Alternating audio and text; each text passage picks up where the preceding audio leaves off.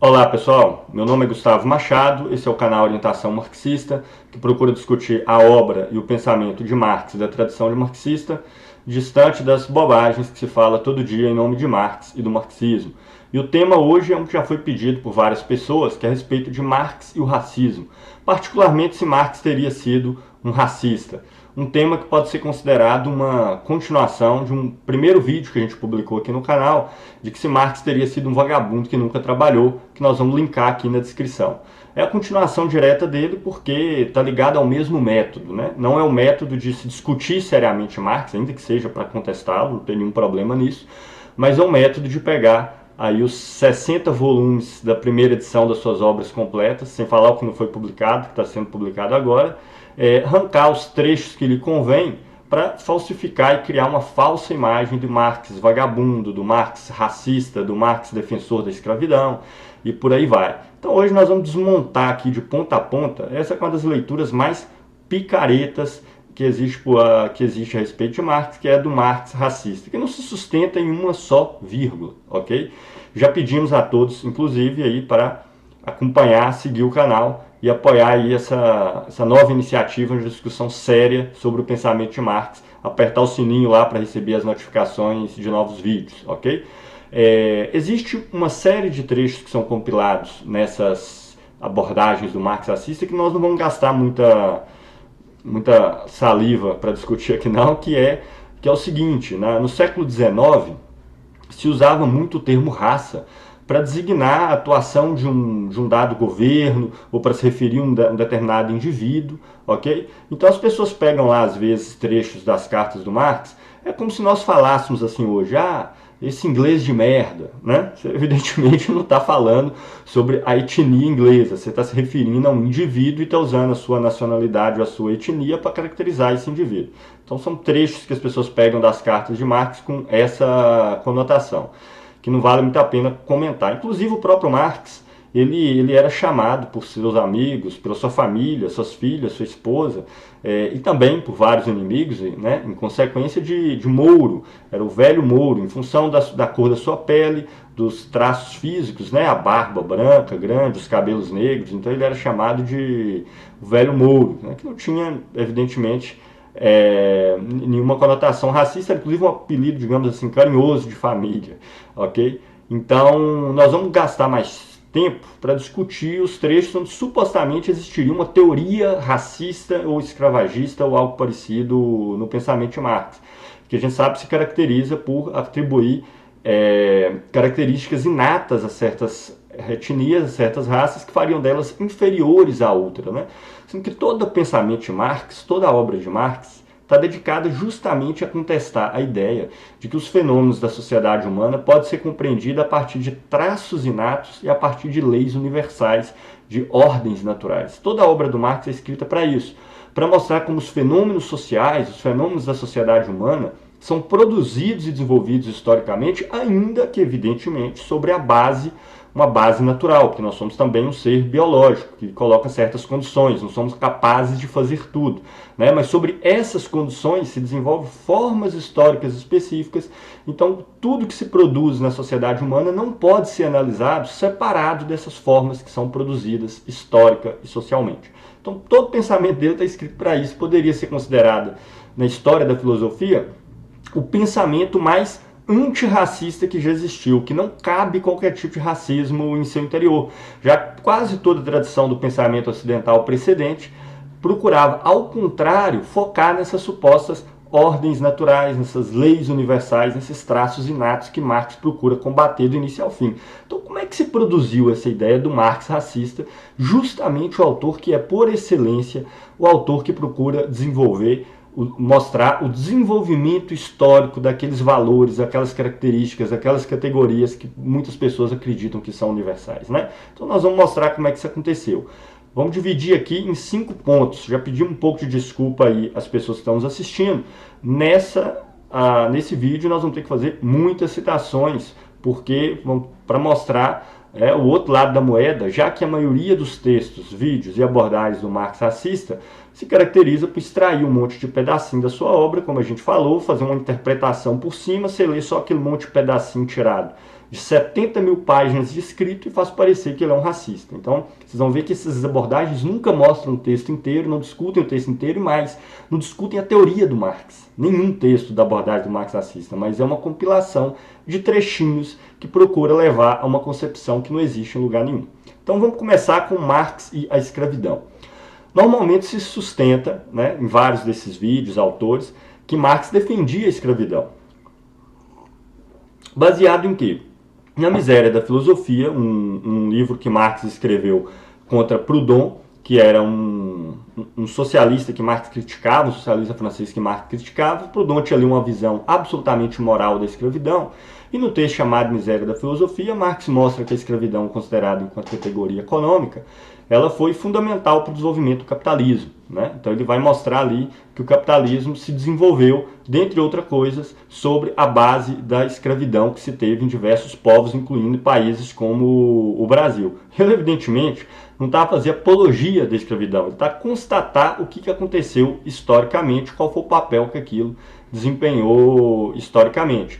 É como se alguém fizesse uma análise do Brasil, por exemplo, e falasse que a unificação brasileira se deu sobre a forma brutal da unificação que envolveu o Marquês de Pombal, o Duque de Caxias e tudo mais.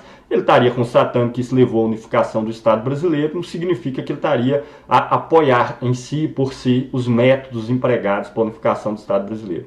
Acontece que todas as vezes que Marx foi confrontado, de fato, com o problema da escravidão, e onde estava colocada uma luta contra a forma da escravidão, pela abolição das formas de escravidão que existia, ele se posicionou de maneira inambígua, direta e cabal contra as formas de escravidão que existiam durante o século XIX. O caso clássico é dos Estados Unidos, né?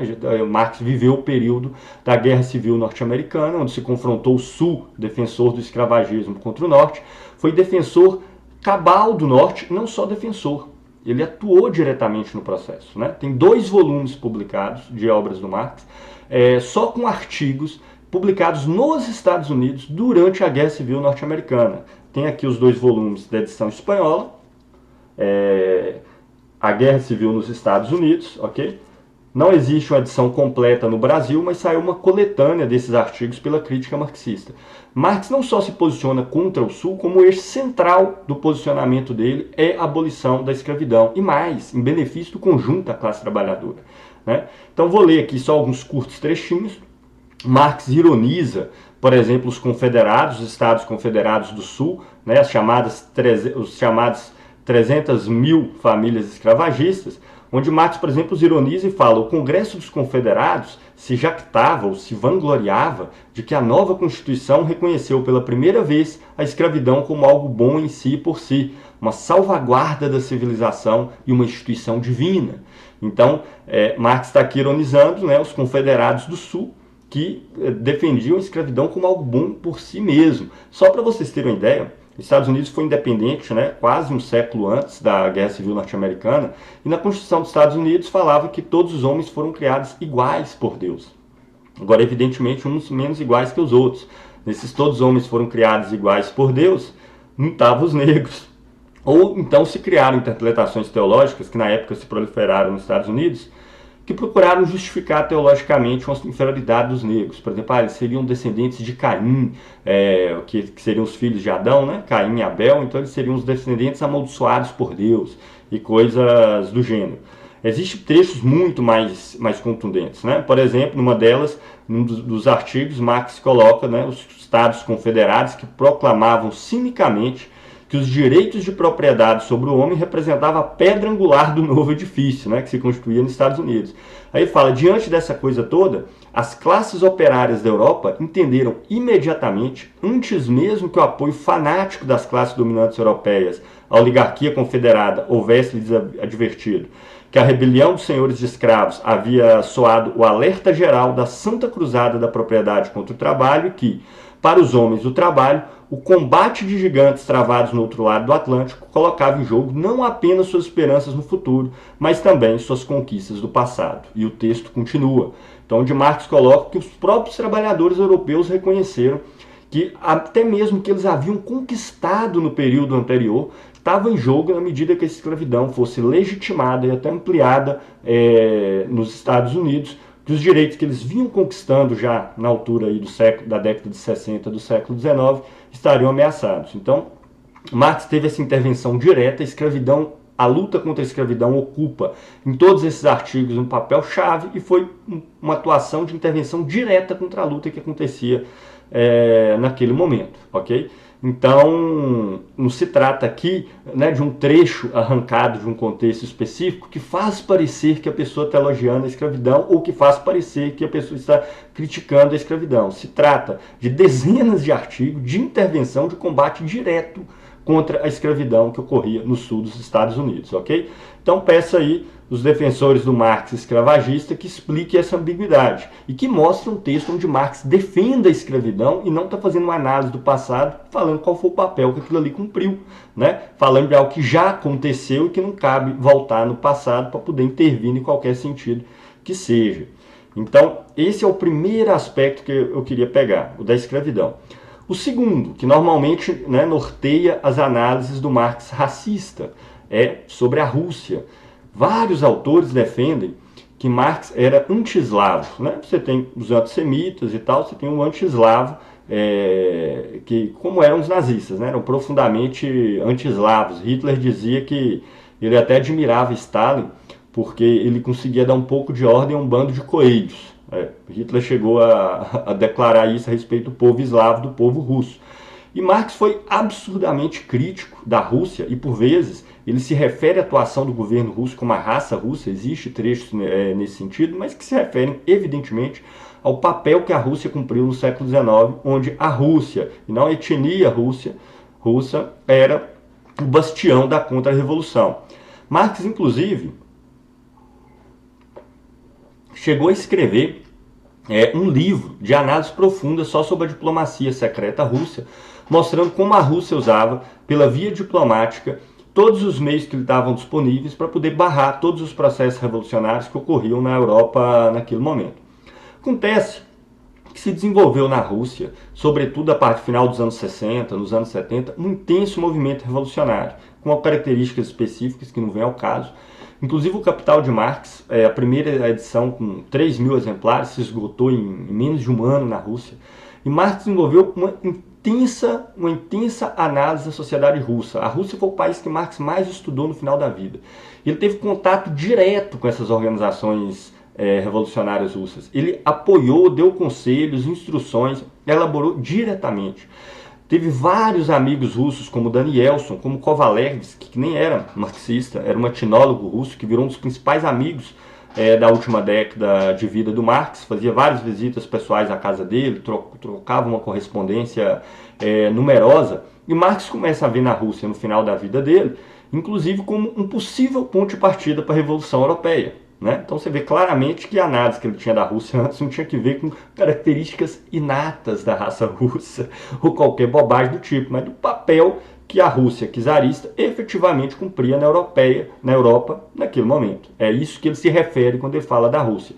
Então logo surgiu ali dentro um movimento revolucionário fértil, Marx apoiou, colaborou, e ele chega a dizer, na edição russa do Manifesto Comunista, que foi publicado um ano antes da morte do Marx, em 1882, que se a Revolução Russa constituísse um sinal para a Revolução Proletária no Ocidente, de modo que uma complemente a outra, a atual propriedade comum da terra na Rússia poderá servir de ponto de partida para a Revolução Comunista.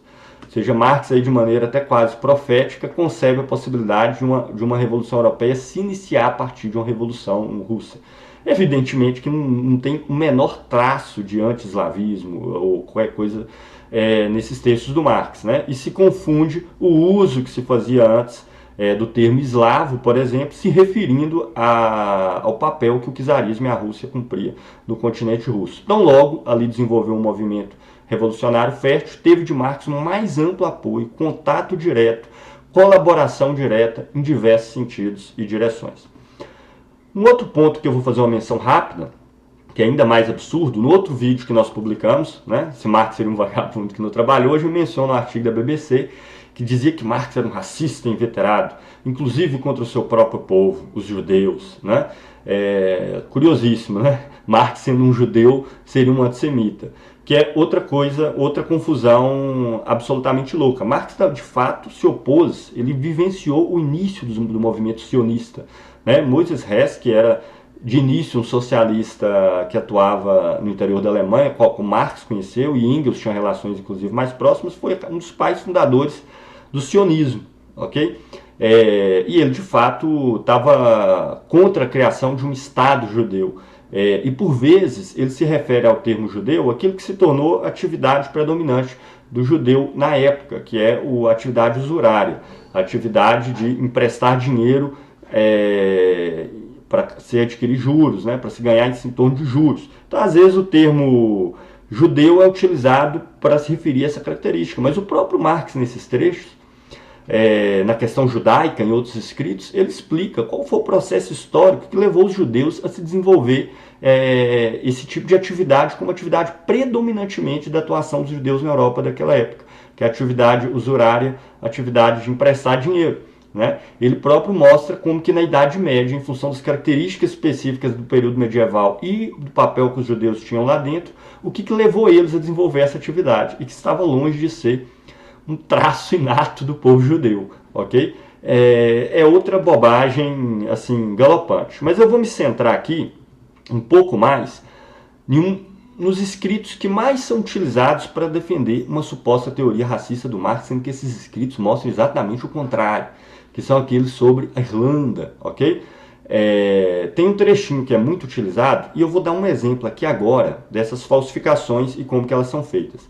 Vai aparecer aqui na tela para vocês um trecho de um documentário norte-americano que foi divulgado aí no vídeo do Nando Moura, do canal do Nando Moura no YouTube. Vocês podem ver que está em inglês, porque normalmente esses detratores de Marx do Brasil não leem Marx, né? Como se faz essas críticas do Marx racista, Marx vagabundo, Marx satanista. Há muito mais tempo nos Estados Unidos, as pessoas pegam os artiguinhos e vídeos prontos que estão lá, né, e simplesmente reproduzem feito papagaio, meia dúzia de passagens, mas nunca leram nenhuma das obras, nem de onde foi tirado os trechos que eles estão citando. Então, nessa imagem que você pode ver que foi compartilhada aí no vídeo do Nando Moura, a gente pode começar a ter uma ideia de como que se dá essa falsificação. Em primeiro lugar, esse primeiro trecho aí de cima, antes do colchete, está falando que classes e raças muito fracas, né, terão que ceder, não vão sobreviver na Europa. E no de baixo é um trecho que está falando aí é um trecho que está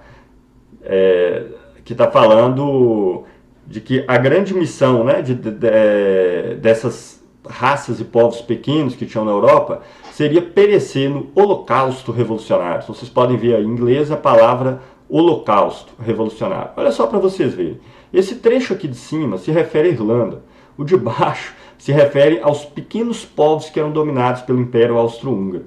O de cima foi escrito por Marx. O segundo, de baixo, foi escrito por Engels, embora aqui está escrito Karl Marx, ok?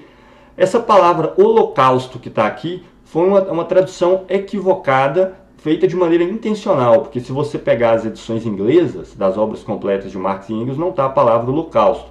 O que está falando aqui é muito mais um vendaval revolucionário ou alguma coisa análoga. Essa palavra holocausto, inclusive, vai se consagrar nesse sentido no século XX. Então, só para vocês terem ideia como é que se trabalha isso. Que trechos é esse?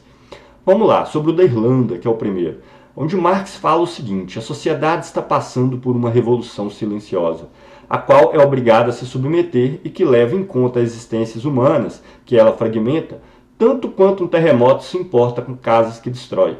Classes e as raças, fracas demais para dominar as novas condições de vida, são obrigadas a ceder.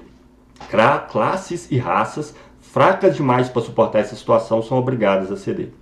Então, quando você lê esse trecho, a impressão que dá é que, de fato, é uma defesa de uma posição racista. Agora, quando você lê o artigo inteiro, que é um artigo que se chama A Imigração Forçada, que Marx publica no jornal New York Tribune, de 1853, você vê como que isso é uma falsificação bizarra, ok? Eu analiso todos esses artigos no livro que eu publiquei, que tem um subcapítulo sobre a Irlanda, que é o livro Marx e a História das Particularidades Nacionais da Universalidade da Revolução Socialista, eu examinei todos os artigos de Marx com relação à Irlanda. Não tem só um que não foi analisado por mim nesse livro, inclusive. Comento, inclusive, essa passagem. Tudo que eu vou citar aqui está, inclusive, no meu livro. Quem quiser conhecer mais a fundo, porque esses artigos do Marx sobre a Irlanda são fundamentais, inclusive, para os nossos dias de hoje. Inclusive, são fundamentais para lutar contra todo tipo de opressão, e não o contrário. Marx está aqui fazendo uma constatação do que está acontecendo com esses países que não têm força suficiente para se contrapor a um país como a Inglaterra. Nesse artigo de onde saiu essa passagem, inclusive, Marx está atacando brutalmente uma passagem do jornal The Economist, justamente o The Economist da Inglaterra, onde eles falam o seguinte: olha o que aconteceu na Irlanda, na época.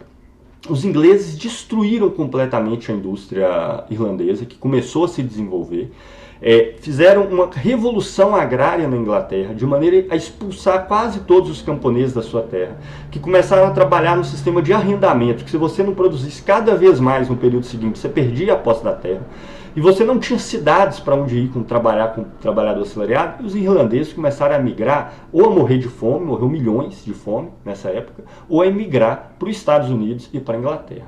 Né? E no jornal The Economist fala assim: olha, não tem nenhum problema na Irlanda. Veja, tá beleza que tem 1 milhão de irlandeses que vão embora todo ano da Irlanda, mas o produto líquido, a renda líquida, ou o que nós poderíamos chamar da linguajar atual, o PIB da Irlanda, está aumentando. Então está tudo bem. Ora, tem milhares de irlandeses morrendo, 1 milhão se migrando, mas o PIB está crescendo, então não tem nenhum problema na Irlanda. E Marx está atacando isso aí brutalmente, né? Brutalmente mesmo. Ele está sendo absolutamente irônico e apontando suas setas como essa interpretação do jornal. Só que ele comenta, Marx não via na época, justamente pela dispersão do campesinato irlandês e justamente por não ter surgido, por ser destruído pela Inglaterra, a possibilidade de um proletariado urbano, uma força social dentro da Irlanda com capacidade de barrar esse processo. Então ele via na Revolução Inglesa a chance de salvar a Irlanda desse matadouro. Então ele fala, infelizmente, se não acontecer a Revolução Inglesa, esses povos que não conseguem ter uma força social suficiente para se contrapor vão ser destruídos. Ele está fazendo uma constatação, ele não está defendendo isso com relação à Irlanda. E o mais curioso é que depois, embora mesmo nesse primeiro momento não tivesse nenhum vestígio de racismo, pelo contrário, uma denúncia cabal do que se passa na Irlanda, Marx ainda vai mudar de posição. Ele vai surgir um movimento dos emigrados irlandeses, chamado Movimento Feniano, que vai fazer um ataque, vai se organizar para poder contrapor a dominação inglesa na Irlanda e toda essa barbaridade que estava acontecendo. E Marx vai ver que tem possibilidade sim de ter um movimento irlandês contra a Inglaterra. E Marx vai dedicar anos da sua vida como atividade prioritária o apoio do movimento de libertação e de independência da Irlanda. A tal ponto de que Marx vai chegar a dizer que enquanto não se atingir a independência da Irlanda e a libertação da Irlanda da Inglaterra, não tem revolução proletária na Inglaterra. Ele inverte, a sua análise, porque o proletariado inglês estava se dividido entre os irlandeses de um lado e entre os ingleses de outro. E o proletariado inglês tinha vários preconceitos contra o proletariado irlandês, e que só a independência irlandesa poderia produzir a unidade do proletariado de origem inglesa na Inglaterra para lutar em conjunto contra o capital. Então ele chega, inclusive, a dar mais ênfase para aquele momento à libertação irlandesa do que porque não estaria colocado diretamente, enquanto essa libertação não acontecesse, uma revolução proletária na Inglaterra. E quando ele escreve esses artigos, e aqui eu queria mostrar algumas passagens que são importantes, ele ataca diretamente as hipóteses racistas que tinham contra os irlandeses na Inglaterra. Inúmeras passagens, aqui eu vou citar só algumas, todas elas estão citadas e comentadas no meu livro. Vamos lá, só as principais. Em uma dessas passagens, está escrito o seguinte, num artigo que chama O Direito de Arrendamento Irlandês, escrito ainda em 53, ou seja, um artigo escrito um mês depois dessa citação aí do Nando Moura. Do Nando Moura não é que ele copiou de alguém sem conhecer o texto, que supostamente fala do racismo do Marx, onde Marx diz: se o arrendatário foi determinado e mostrou espírito de iniciativa, que é o sistema de arrendamento que existia lá na época, ou seja, se o arrendatário, o camponês que arrendou a terra, Era um sistema de arrendamento rotativo que se instalou na Irlanda. Não era um sistema de arrendamento que você ficava vitaliciamente até o final da sua vida na terra. Então, como é que funcionava isso? Se ele foi determinado, né, mostrou espírito de iniciativa, produziu muito, foi-lhe imposto contribuições complementares precisamente em função desse empenho. Então, se o arrendamento do cara, o cara passou a produzir mais, usando técnicas novas e tudo, começou a se taxar, arrendar por um valor mais alto. Agora, por outro lado, nesse regime, né, se ele se mostrou preguiçoso e negligente, lhe atiraram na cara os defeitos inatos da raça celta. Então, Marx está aqui claramente atacando a ideia de um defeito inato da raça celta, porque foi imposto um sistema para ele onde o camponês não ganhava nada. Se ele fizesse melhoramentos na terra e produzisse mais, aumentasse o imposto, né? Aumentava o preço do arrendamento e ele ficava sem nada. Se ele não aumentou a produção, eles simplesmente atacavam eles, falavam dos supostos defeitos inatos da raça celta e o expulsavam da terra. Então Marx está aqui mostrando a situação a que eles foram submetidos, né, onde o camponês não tinha chance de ter nenhum tipo de ganho. Tem um outro artigo escrito alguns anos depois, chamado População, Delitos e Pauperismo, onde Marx diz o seguinte: curiosamente, Irlanda é a única parte do Reino Unido que os delitos diminuíram consideravelmente, a saber, entre 50% e 75%. Como podemos conciliar esse fato com a opinião dominante na Inglaterra, segundo a qual o temperamento irlandês e não a má administração inglesa é responsável pelas deficiências da Irlanda? E aí o Marx responde: consequência da fome, do êxodo e da concatenação geral das circunstâncias que se deu essa fortunada transformação no temperamento irlandês. Então, na época, os ingleses falavam do temperamento irlandês, que era por causa do temperamento irlandês que se tinha muita criminalidade, algo muito parecido com o que se acontece, né, com o caso do racismo com os negros no Brasil hoje, ok? Aí Marx fala, olha só que curioso, agora os delitos lá na Irlanda caíram absurdamente, por uma razão muito simples, porque a população está toda emigrando, porque as cidades estão esvaziadas, porque não tem como sobreviver. Ou você é explorado no campo, com esse sistema de arrendamento que se mudou no século XIX, ou você vai ter que fugir do país. Então, por causa disso, passou a ter criminalidade quase nada. E Marx ironiza, fala, é o temperamento irlandês? Então, olha só, como que o tipo de exploração que vocês produzem na Irlanda, então, acabou de alterar o temperamento irlandês para um temperamento que não faz criminalidade nenhuma. Então, novamente, Marx procura as bases sociais do fenômeno e explicar como que o fenômeno é socialmente produzido pela opressão inglesa. Um outro trecho que está aqui no Capital. O primeiro ato da Revolução Agrária foi o de varrer os casebres localizados nos campos de trabalho. Desse modo, muitos trabalhadores foram obrigados a procurar abrigo nos vilarejos e nas cidades. Como se fossem velhos trastes, eles foram ali jogados em sotãos, buracos, porões e nos covis dos piores bairros. Esse processo social fez com que milhares de famílias irlandesas, que conforme testemunho até mesmo dos ingleses, presos a preconceitos nacionais, distinguiam-se por sua rara dedicação ao lar, por sua jovialidade despreocupada e pela pureza de suas virtudes domésticas, encontraram-se assim repentinamente transplantadas para as incubadoras do vício. Vejam como que essa passagem é importante. O Marx está falando, olha, os preconceitos nacionais dos ingleses, que simplesmente desprezavam as características sociais específicas da Irlanda, acreditavam que o irlandês, por características inatas, ele era caracterizado pelas virtudes domésticas, né, pela dedicação ao lar, pelo caráter despreocupado, porque era uma população, até antes da dominação inglesa, marcada pela pequena propriedade camponesa, sobretudo de subsistência ou só em partes de exportação. Agora que os irlandeses quebraram as formas de propriedade irlandesas, expulsaram os camponeses da Inglaterra e foram jogados na Inglaterra nas condições as mais atrozes, né, que Marx fala em fome, êxodo, né, e tudo mais, como se fossem velhos trastes, né, agora esse povo passou a se jogar para o vício, para atividades de vício, para bebidas, para drogas e etc., uma vez que foram colocados nessa situação. Então, novamente, as características dos ingleses, presos a preconceitos nacionais, achavam que eram inatas, se transformaram a partir da situação que eles impuseram sobre os irlandeses.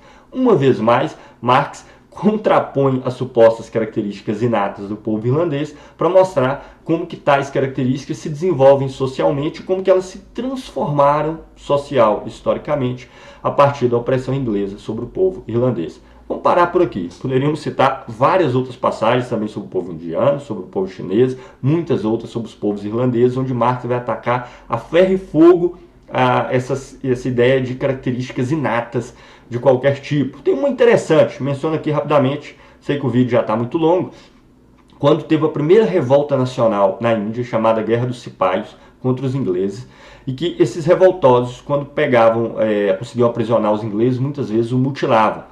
E aí isso era descrito na imprensa irlandesa como a barbárie do povo indiano, como um povo que ainda não atingiu a civilização, como um povo que era em si mesmo, por características inatas, um povo bárbaro. E Marx, quando vê isso, começa a mostrar o que fez Napoleão, mandando pessoas para se definhar em uma ilha, o que fez César em Roma, que não mutilava não, cortava as mãos de todos aqueles que eram condenados por eles, e depois cita exemplos dos governos franceses, alemães, russos, que fizeram coisas até piores, e a imprensa ocidental vangloriava essas ações no lugar de criticá-la. E mostra, inclusive, como as características dos revoltosos cipaios, que tinham práticas religiosas internas de mutilação, podia parecer para eles como que essas coisas fossem muito mais normais do que poderia parecer, e como que coisas que ocidentais faziam até muito mais atrozes eram consideradas pela imprensa inglesa como normal. Paro por aqui, mas sendo aqui bastante claro, essa ideia do Marx racista, ela não tem nenhuma base, ok? Embora sim o termo raça às vezes era usado em um sentido diverso naquela época. Marx combateu veementemente a escravidão toda vez que ela teve colocada em sua época e que ele precisou intervir em relação a isso. Marx combateu as formas de opressão que existiam na época, defendia os países que eram oprimidos. Em alguns casos, Marx e Engels chegaram à constatação de que alguns povos não tinham força suficiente para poder se libertar. Então, por causa disso, eles não viam saída e falavam, não tem jeito, esse povo vai ter que ceder. Eles serão necessariamente levados pelo vendaval revolucionário. Não é que eles defendiam isso, é uma constatação que eles tinham dos eventos. Uma análise desses casos, eu vou citar uma última bibliografia aqui, esse livro clássico, O Problema dos Povos Sem História, de Roman Rosdolsky. É um livro que você só tem em espanhol, mas vocês podem achar digitalizado aí na internet, sem dificuldade, essa obra. Vai combater linha a linha esse mito do Marx antissemita, e olha que Rosdolsky é crítico das posições de Engels e Marx, também em alguma medida, que acreditava, por exemplo, que os pequenos povos do Império Austro-Húngaro não conseguiam se libertar, mas ele vai mostrar que isso diz respeito a uma caracterização da força social desses povos naquela época e não por qualquer tipo de atribuição de poderes, de características inatas a povos, quer sejam eles eslavos, semitas, negros ou o que quer que seja, ok? Então é isso aí, pessoal. Peço vocês para ajudarem aí, uma vez mais, a divulgar o canal, para ajudar a combater esse tipo de atrocidade, acompanhar o canal, seguir, apertar o sininho, e na boa, não caiam nessa balela de que Marx tinha concepções racistas. Na verdade, a teoria do Marx foi a primeira concepção profundamente, desde a sua raiz, anti qualquer característica inata que determinaria o futuro de um povo, antirracista do início ao fim, ok? E sempre que vocês virem trechos que são usados para corroborar esse tipo de interpretação, vocês vão poder verificar que as pessoas estão divulgando que elas nunca leram o texto completo, que elas arrancaram isso de um texto de segunda mão, ok? E que elas nem têm intenção nenhuma de conhecer o pensamento de Marx. Não tem problema, ninguém é obrigado a conhecer o pensamento de Marx, mas se você quer criticar com o mínimo de consistência o que quer que seja, você tem que conhecer. Eu, quanto marxista, dou conta que se faça, por exemplo, críticas a liberais, a conservadores e etc. com esse tipo de critério. Você tem que conhecer de fato o que você está criticando e que texto que você está citando. Então é isso. Agradeço a todos que nos acompanharam esse longo vídeo até aqui, mas era necessário. E um abraço. Até o próximo.